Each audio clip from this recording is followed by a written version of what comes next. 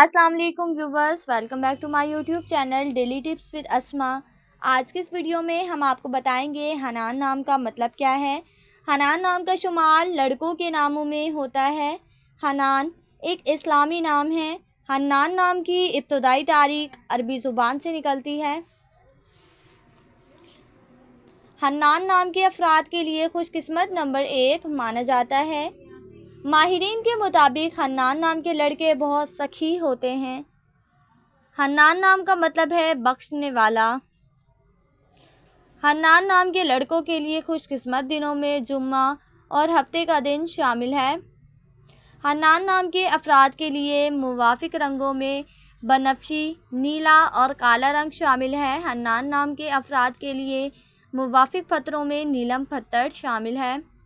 खुशकिस्मती वाली धातों में हिंसों के हिसाब से लोहा शामिल है। फ्रेंड्स, अगर आप अपने नाम का मतलब जानना चाहते हैं तो कमेंट बॉक्स में अपना नाम लिखें। इंशाल्लाह हम आपके नाम की वीडियो ज़रूर बनाएंगे। Thanks for watching. अल्लाह हाफिज़।